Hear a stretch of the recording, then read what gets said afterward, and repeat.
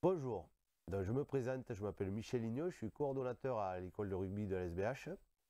Sur cette vidéo, nous allons essayer de vous expliquer un petit peu nos objectifs de formation. Nous avons constaté que les parents étaient souvent dans le flou par rapport à ces objectifs, alors que ce sont des éléments essentiels de l'accompagnement des enfants. Donc, les objectifs pédagogiques que nous allons classer dans la partie savoir-être. Nous allons prendre en considération tous les enfants et faire de ce jeu un prétexte pour apprendre les valeurs morales. Donc, qui sont la coopération, la solidarité et le respect. Pour les objectifs de formation, que nous allons classer dans la partie savoir-faire, nous avons décidé de partager l'école de rugby en deux parties. Il va y avoir la partie pôle initiation découverte, qui va regrouper les catégories U6, U8, U10, et la partie pôle développement, qui va regrouper les catégories U12 et U14. Dans chaque catégorie, le fonctionnement va être similaire. C'est-à-dire que nous allons faire des groupes de niveau de manière à ce que les enfants puissent évoluer dans un niveau qui leur est adapté. Si les exercices sont trop durs, forcément les enfants vont être démotivés et vont baisser les bras. Et à contrario, si les exercices sont trop faciles, ils vont se laisser un petit peu aller et ils vont être démotivés aussi. Notre objectif est vraiment de répondre à leurs besoins. Et même si des fois c'est difficile à accepter pour les enfants parce que ils vont se retrouver dans des groupes où ils ne seront pas avec leurs copains, du moins ils pourront au moins se faire plaisir et jouer à leur niveau. Ensuite, nous allons aborder 4 thèmes principaux durant tout l'apprentissage de l'école rugby. Il y aura donc l'évitement, la passe, le plaquage et le contact pour la sécurité, et le jeu au pied. Donc forcément, les groupes de niveau vont varier en fonction des thèmes choisis. Un enfant qui est rapide sera peut-être plus à l'aise sur des exercices d'évitement et sera plus en difficulté sur des exercices de plaquage. Donc l'objectif des entraîneurs et des éducateurs, c'est d'arriver à faire les bons groupes de manière à ce que chacun soit à sa place. Donc la mission principale de nos éducateurs est de former tous les enfants sur ces 4 thèmes prioritaires afin d'en faire des joueurs de rugby de demain. La notion de compétition va plutôt passer en second plan car nous nous apercevons qu'à cet âge-là, les différences physiques faussent souvent le résultat. Nous allons donc laisser le temps à chaque enfant d'évoluer à son rythme. Et si je fais une analogie avec l'école, on peut se demander si celui qui finit écrivain était vraiment le premier à maîtriser l'alphabet ou l'orthographe. Donc sur la suite de cette vidéo, nous allons vous expliquer le fonctionnement par catégorie.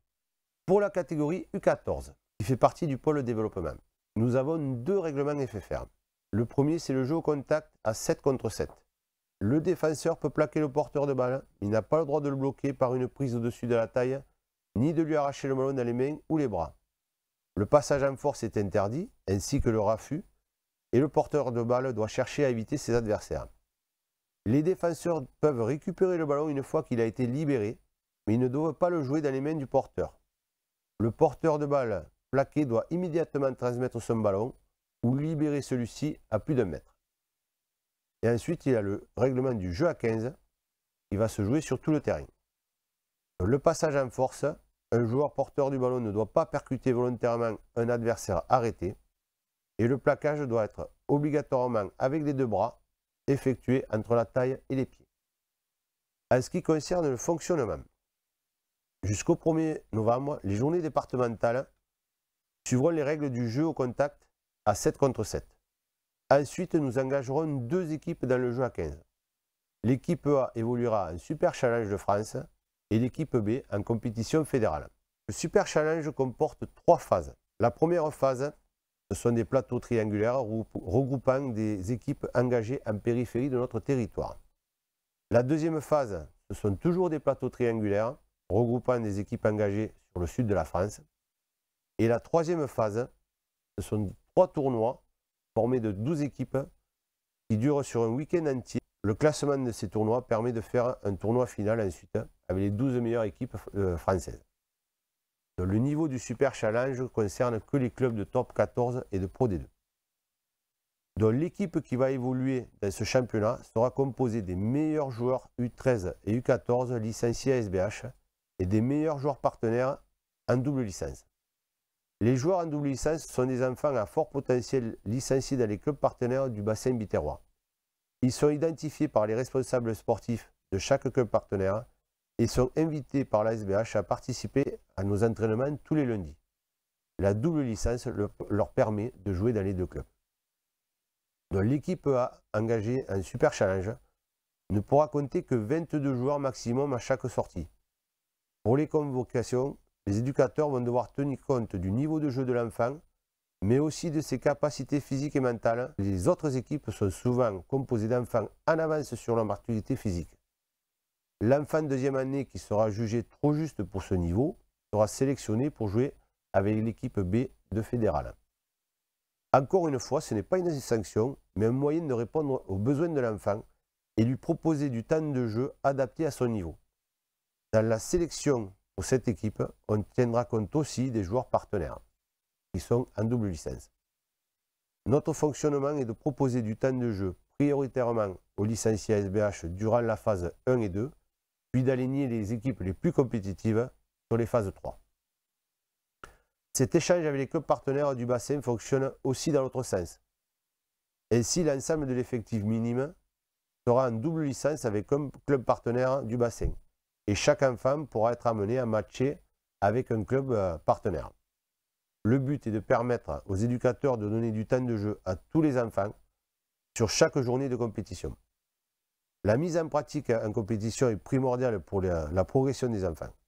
Cette collaboration avec les clubs partenaires existe depuis plusieurs années et elle fonctionne aussi sous forme d'entraînement commun délocalisé. La planification de tous les tournois et des entraînements sera consultable sur le site du club. Les codes d'accès vous seront transmis par email. En ce qui concerne l'équipe B, elle évoluera donc en compétition fédérale jusqu'au mois de mars. Les rencontres se déroulent le samedi matin sous forme de plateau triangulaire avec les clubs du département dans un premier temps, puis avec les clubs du département voisin.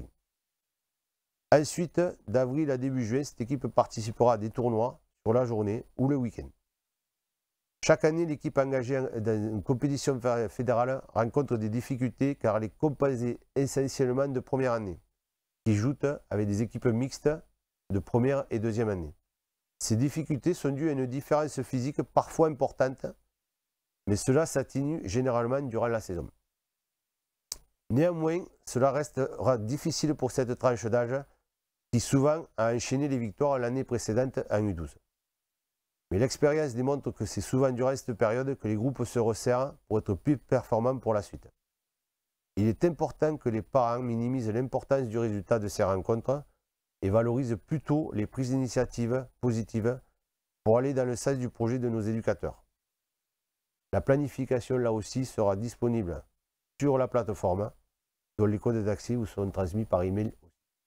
En ce qui concerne le savoir-être, en U14, le pôle développement va garder l'atmosphère ludique d'apprentissage du pôle d'initiation. Individuellement, on va mettre l'accent sur la force mentale et le goût à l'effort. Collectivement, la solidarité et la tolérance seront mises en avant, le tout avec une pointe d'humilité. L'autonomie sera aussi un objectif dans cette catégorie. Pour le savoir-faire en U14, les exercices de référence filmés vont permettre d'évaluer les enfants dans un premier temps sur les différents thèmes prioritaires de notre projet de formation. Ensuite, des groupes de niveau seront formés en fonction des thèmes abordés aux entraînements. Le travail spécifique au poste sera aussi abordé. Les enfants les mieux évalués seront sollicités pour jouer avec l'équipe A, quel que soit leur âge. À la fin de la saison, les mêmes exercices de référence seront filmés à nouveau afin d'analyser la progression de chaque joueur sur chaque thème. En conclusion, à l'école de rugby, les écarts physiques entre enfants du même âge sont souvent importants et faussent le résultat des rencontres. Notre plan de formation a choisi de faire jouer tous les enfants un maximum de temps au niveau qui leur correspond pour leur permettre de s'épanouir en assurant leur sécurité. Le but est aussi de leur fournir le maximum d'atouts pour la suite de leur parcours et surtout de leur faire aimer le rugby. Les places au haut niveau sont très rares et il est dangereux de se projeter si jeune, car elles se jouent plus tard dans l'apprentissage quand les enfants arrivent à leur maturité physique. Ce qui fait la différence à ce moment-là, c'est leurs compétences et leur force mentale. Durant leur apprentissage à l'école de rugby, aidez-nous à leur faire apprécier le moment présent, à relativiser les échecs et surtout encouragez-les à prendre des initiatives en valorisant leurs bonnes attitudes. Nous comptons sur votre aide et nous vous remercions pour votre confiance.